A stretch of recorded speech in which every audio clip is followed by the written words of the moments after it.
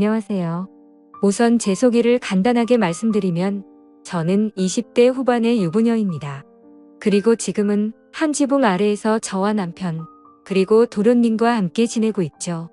처음부터 도련님이 함께 살았던 건 아니었는데 도련님이 대학교에 가기 위해서 저희 집에 지내게 되면서 결국 사건이 터지고 말았습니다. 왜냐하면 제가 도련님을 사랑하게 되어버렸기 때문이죠. 남편과는 제가 20살이 되었을 때 만남을 가지게 되었습니다.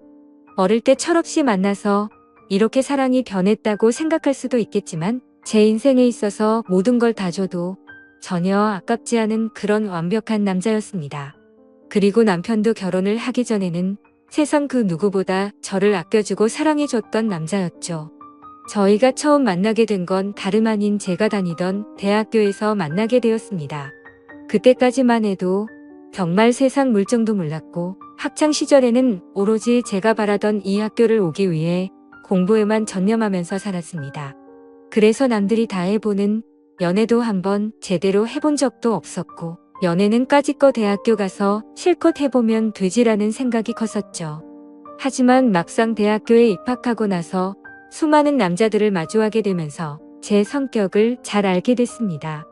나름대로 많은 사람들이 제게 고백을 해줬지만 도저히 용기를 내서 사귀고 싶은 사람이 없더군요.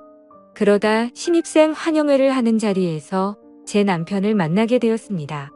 남편은 그때 당시에 학교에 다니고 있던 재학생은 아니었고 작년에 졸업을 하고 회사에 취직해서 대학교 후배들을 만나러 왔던 사람이었죠. 그러자 제 옆에서 술을 마시던 선배들이 수군대기 시작하더라고요. 제 남편이 작년에 여기 학과 대표였다면서 공부를 진짜 잘했다고 말했습니다. 그리고 졸업을 하자마자 대기업에서 데려가려고 줄을 설 정도로 능력이 출중한 선배라고 하더군요. 그래서 저는 그런가 보다 생각을 하고 넘겼고 그때는 솔직히 큰 관심이 없었습니다. 왜냐하면 어린 나이였던 저는 능력이 좋은 남자보다는 얼굴이 잘생긴 남자에게 더 관심이 많았기 때문이죠. 그렇게 그냥 별 생각 없이 저는 술을 한 잔씩 마시고 있을 때였습니다. 갑자기 제 옆으로 대뜸 앉더니 자신을 소개하면서 악수를 건네더라고요. 자신은 작년에 졸업을 했고 대기업 어느 곳에 다니고 있는데 반갑다면서 웃더군요. 그런 이야기들은 이미 듣기도 했고 대개는 이 남자가 별로 관심이 없었지만 웃으면서 네 선배님 반가워요 라고 대답을 했죠. 그렇게 간단하게 인사만 하고 그 자리를 떠날 줄 알았는데 그날 술자리가 끝날 때까지 지겹도록 제 옆에서 이야기를 하는데 그때는 왜 이러는 거지 싶었습니다. 그렇다고 처음에 생각했던 마음처럼 계속해서 관심이 없지도 않았습니다. 이야기를 한참 나누다 보니 정말 똑똑하고 젠틀한데 매력까지 넘쳤던 이 남자에게 약간은 호기심이 들었기 때문이죠. 그리고 주변에 있던 여자 선배들은 인기 많던 선배님이 이러는 모습은 처음 본다면서 말을 하는데 그 말을 듣고 나니까 괜히 저도 모르게 우쭐해지는 기분까지 들더라고요. 한참 뒤 술자리는 끝이 났고 저는 집으로 가려고 택시를 기다리고 있었습니다. 그때 뒤에서 선배는 제 앞에 차를 대더니 집까지 데려다 준다고 했죠. 그러면서 자신은 차를 갖고 와서 술 안 마셨으니 걱정 안 해도 된다고 얼른 타라고 말했습니다. 저는 술에 좀 취해서 피곤한 것도 있었고 처음으로 보는 외제차에 관심이 생겨서 그 차에 올라탔습니다. 그때는 무슨 정신이었는지 술에 취해서 온갖 헛소리를 했던 것 같네요. 선배님은 졸업하자마자 돈이 어딨어서 이런 차를 샀냐고 하는 등 선배님이 이 학교에서 인기도 제일 많고 공부도 완전 잘했다면서요? 라며 정신없는 소리를 내뱉었죠. 그러자 그 선배는 자신보다 어린 동생이 혀가 꼬여서 헛소리를 하는 걸 좋게 봤는지 되게 귀엽다고 하더니 주말에 둘이서 같이 밥이나 먹자고 하더라고요. 저는 반쯤 정신이 나가 있었기에 별로 생각이란 걸 거치지 않고 약속을 잡게 되었습니다. 하지만 다음날 눈을 떠서는 망했다 싶은 마음이 들었죠.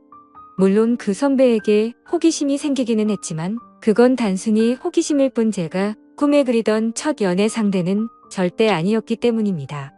그렇다고 술에 취해서 약속을 잡은 거라며 실수라고 할 수도 없는 노릇이었고 주말이 오기까지 너무나도 침울한 마음으로 한 주를 보내고 있었습니다. 결국 약속한 주말이 찾아왔고 남자와 단둘이 만나는 건 처음이었기에 내심 많이 떨리더군요. 저는 약속 시각에 맞게 약속 장소에 도착을 했고 고급스러운 식당 안으로 들어갔습니다. 선배는 먼저 와서 자리에 앉아 있었고 미리 주문을 했다면서 잠시 뒤에 코스별로 요리가 나오기 시작하더군요. 솔직히 뭔가 기분이 좋았습니다. 처음으로 와보는 고급스러운 식당에서 비싸 보이는 음식들도 먹으니 힐링하는 기분이 많이 들었죠. 그리고 선배는 상냥하고 차근하게 제게 음식에 대해 설명을 해주면서 섬세하게 저를 챙겨주더라고요. 아마도 그런 좋은 모습에 저도 모르게 제 마음은 점점 빠져들었던 것 같습니다. 처음에는 나가기 싫던 마음이 식사가 끝나고 나니 그런 마음은 이미 사라지고 없었죠. 식사가 끝난 뒤에는 선배의 차를 타고 외석에 있는 풍경 좋은 카페로 향했습니다. 오랜 시간 동안 차분히 대화를 나누게 되었고 선배가 어떤 사람인지 조금 더 알 수가 있겠더라고요. 남들이 생각하듯이 태어날 때부터 천재였던 사람은 아니었고 어려운 가정 형편 때문에 집안을 살리기 위해서 정말 열심히 공부를 했다고 했습니다. 그런 진지한 얘기들을 하면서도 재치 있게 웃음을 줘서 즐거웠습니다. 결국에는 좋은 회사에 취직하면서 파격적인 제안으로 차도 받게 되었고 남 부럽지 않은 연봉을 받게 되었다고 하더라고요.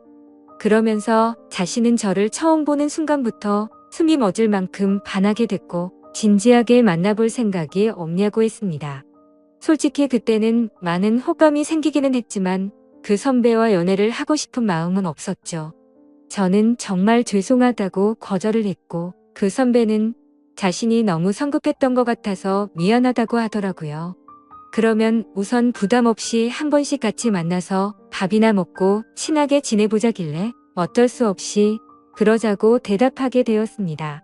그날 이후로 선배를 가끔씩 만나며 지냈습니다. 아주 좋지도 않았고 그렇다고 관심이 없지도 않은 그런 마음이었죠. 그러다 어느 날 학교에 행사가 있어서 선배는 또다시 학교로 찾아오게 되었고 그 선배의 진가를 알게 되어버렸습니다. 처음 봤던 날은 술에 취해서 잘 몰랐는데 정말 유명한 연예인이라도 왔다는데 여자 선배들은 평소 알던 모습을 숨긴 채로 엄청나게 애교를 부리더군요. 분명 그렇게까지 관심이 없었는데 그런 모습을 보고 있으니 저도 모르게 질투라는 감정이 생겨났습니다. 저는 어디서 그런 용기가 났는지 대뜸 선배에게 친한 척 다가가서 인사를 했더니 선배는 활짝 웃으면서 잘 지냈냐면서 제 머리를 쓰다듬더라고요. 그 순간 주변에 있던 모든 사람은 일시정지가 되어버렸고 저는 가슴이 뛰기 시작했습니다. 그날 그 사건으로 인해 저는 제 진심을 알게 되었고 고백을 받았던 제가 오히려 선배에게 제 마음을 알려주고서 연애를 시작하게 되었죠.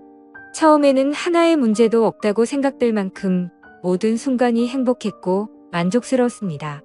그래서 어린 나이임에도 불구하고 저는 결혼 고백을 승낙하게 되었고 22살이라는 어린 나이에 유부녀가 되어버렸던 거죠.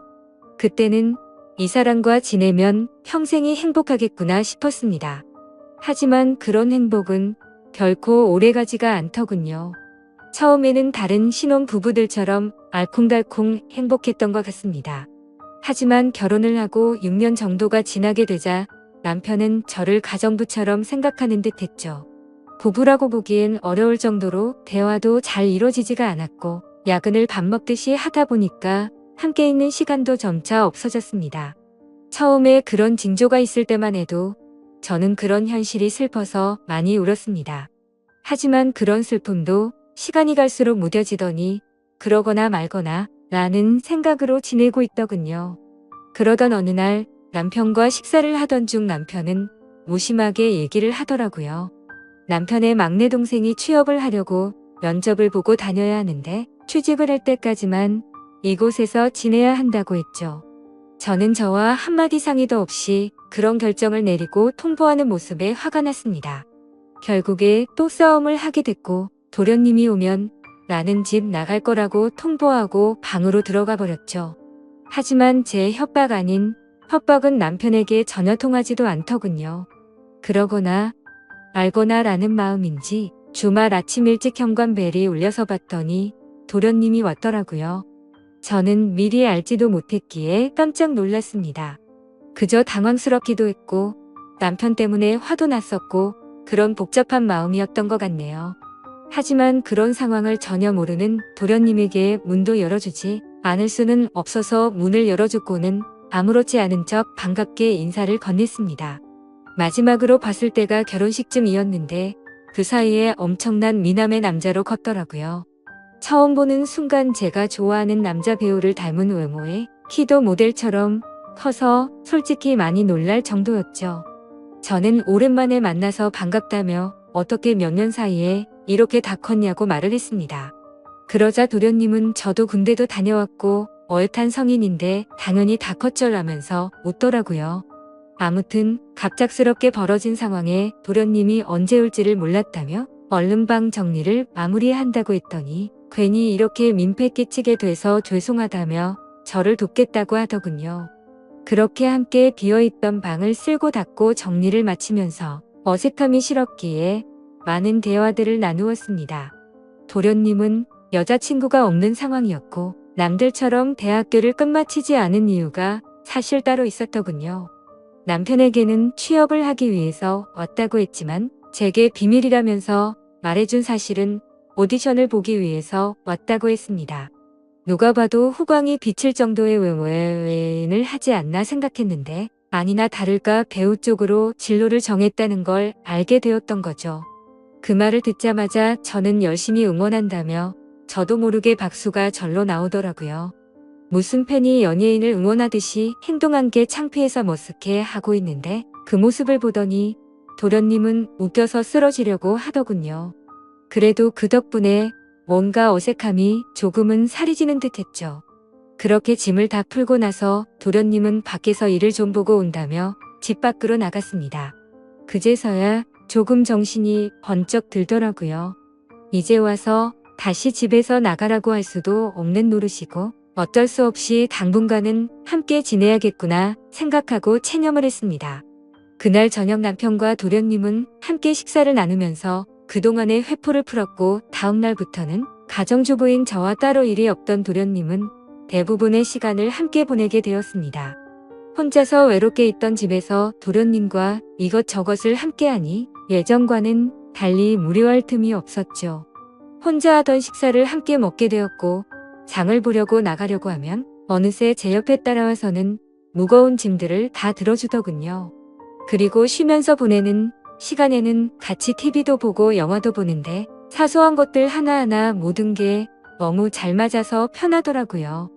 좋아하는 영화나 음악 같은 취향들도 비슷했고 너무 완벽주의자였던 남편과는 달리 엉뚱한 구석의 도련님은 제 마음을 편하게 해줬습니다. 그렇게 몇 달은 너무 쏜살같이 지나가게 되었고 저희는 뭔가 모르게 너무 가깝게 지내는 게 아닌가 싶을 정도의 사이로 지내고 있었죠.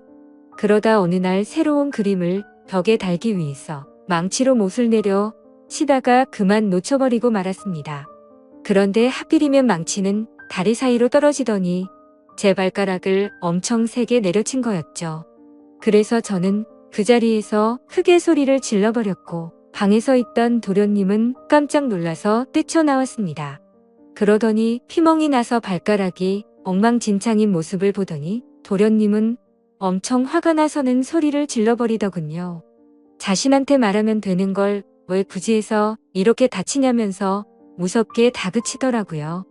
그러더니 너무 걱정하는 모습으로 눈물이 글썽거리면서 저를 들어 안더니 차가 있는 지하로 내려갔습니다.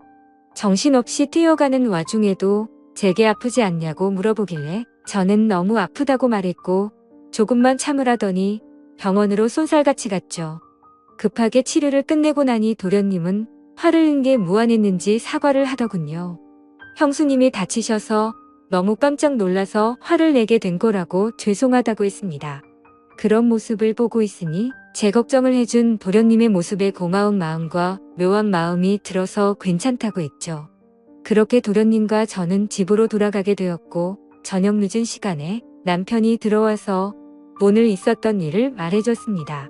그런데 남편은 쳐다보는 둥 마는 둥 하더니 조심 좀 하지 이 한마디가 끝이더군요. 아마도 그때부터 남편에게 향하던 사랑이 완전 식어버린 듯합니다. 그날이 있고 며칠 뒤 남편은 중요한 일이 있어서 하루 동안 출장을 다녀온다고 하더라고요. 그래서 그런가 보다 하고서 남편을 떠나보냈고 다리를 다친 저를 부축해주는 도련님과 함께 장을 보러 나갔습니다. 그런데 그날따라 주변에 보이는 커플들이 한없이 부러워 보였습니다. 남편과 밖에서 식사를 한 지는 언제인지 기억조차 나지 않았고 너무 비참한 인생을 사는 듯한 제 모습이 짜증이 났죠. 그래서 도련님에게 오늘 우리 외식하고 들어갈까요? 라고 물었고 도련님과 함께 결혼 전에 자주 가던 단골 식당으로 갔습니다. 식당 주인 아주머니께서는 왜 이렇게 오랜만에 왔냐면서 어떻게 미모가 예전 그대로 예쁘냐며 저를 부끄럽게 칭찬을 해주시더라고요. 그 말을 듣고 있던 도련님은 저희 형수님이 예전에도 지금처럼 예뻤냐고 묻더군요. 그러자 식당 아주머니는 그때도 완전 예뻤다며 걸핏하면 다른 남자들이 번호 물어보고 가고 그랬다며 말하셨습니다. 칭찬에 괜히 기분이 좋아졌고 옛 생각도 나서 소주도 한 병 시켰죠. 그런데 소주를 한 잔 두 잔씩 먹다 보니 평소보다 많은 양을 마시게 되었고 결국 술에 잔뜩 취해버려서는 온갖 진상을 피우게 되었습니다. 술을 마시다 보니 감정이 복받치게 되었고 저는 갑자기 눈물이 나더라고요. 예전에는 이렇게 집에 갇혀있는 애완동물처럼 살지 않았는데 너무 외롭고 슬프다고 말했습니다. 그러자 도련님은 아직 젊은데 굳이 왜 그렇게 지내냐고 묻더군요. 그 말을 들으니 맞는 말이었습니다. 굳이 누가 이렇게 살라고 정해준 인생도 아닌데 그럴 필요가 없었죠. 도련님은 굳이 외롭고 슬픈데 억지로 참을 거 없다며 하고 싶은 대로 하라고 하더라고요. 그러다가 문득 궁금해져서 물었습니다. 형의 아내인데 이혼해도 상관없다는 거냐고 물으니 자신도 이곳에서 지켜보니 형의 행동이 심히 거슬렸고 그렇게 살 바에는 그게 더 낫지 않겠냐 하더군요. 그래서 저는 도련님이 보기에는 제가 이혼하고 나면 잘 살 수 있겠냐고 물었습니다. 형수님은 지금도 충분히 어리고 예쁘신데 당연한 거 아니냐고 하더라고요. 형수님만 아니었으면 자신도 반했을 거라고 하는데 무슨 말이지 싶어서 깜짝 놀라는 동시에 예쁘다고 해주는 말에 저도 모르게 심장이 두근거렸습니다. 그렇게 묘한 감정으로 도련님과 함께 집으로 들어왔고 도련님은 간단히 한 잔 더 하지 않겠냐고 물어보더라고요. 평소 같았으면 술에 많이 취해서 그냥 잤을 텐데 그날은 저도 모르게 조금 더 마시고 싶었습니다. 결국 술을 조금 더 마시다가 도련님이 말하더군요. 형한테 죄 지은 것도 없는데 형수님이 이렇게 지내는 거 마음이 아프답니다. 만약 결심만 선다면 자신이 최선을 다해서 도울 테니 친한 동생이라고 편하게 생각하고 말하라고요.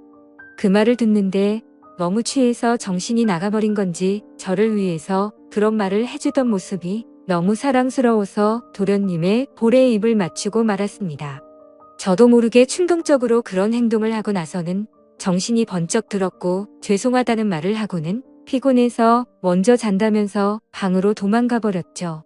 그렇게 실수를 저지르고 나서 아침 일찍 남편은 다음날 집으로 돌아왔고 저는 남편에게 엄마가 아프셔서 집에 좀 다녀온다고 말하고는 도련님이 일어나기도 전에 집에서 나갔습니다.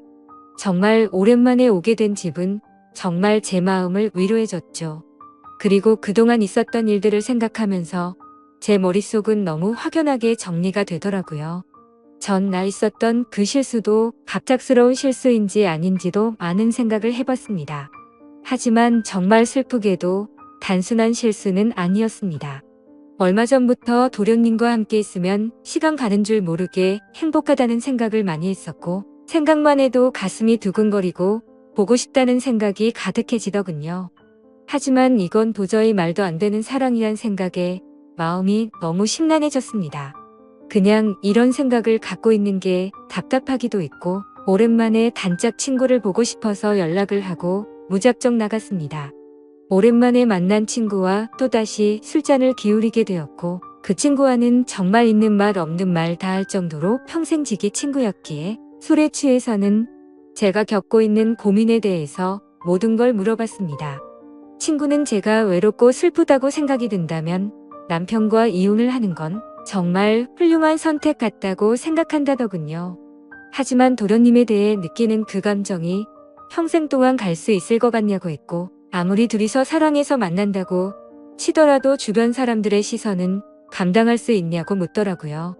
그 말을 듣고 저도 제어가 안 되는 제 마음이 너무 미웠습니다. 그런데 그때 때마침 도련님에게서 장문의 메시지가 왔습니다. 형수, 어제 그 마음이 진심인지 아닌지는 잘 모르겠지만 사실 나도 예전부터 형수를 보면 많이 설레게 되었어요. 그렇다고 이런 잘못된 사랑을 키워나가는 건 절대 아니라고 생각했기에 참았어요. 그런데 어제 힘들어하던 그런 속마음을 알고서 용기를 내고 싶고, 형수의 행동에 저도 이제는 제 마음을 숨기고 싶지 않아요. 다른 사람의 시선도 중요하지만 우리 둘만 행복할 수 있다면 그걸로 만족해요.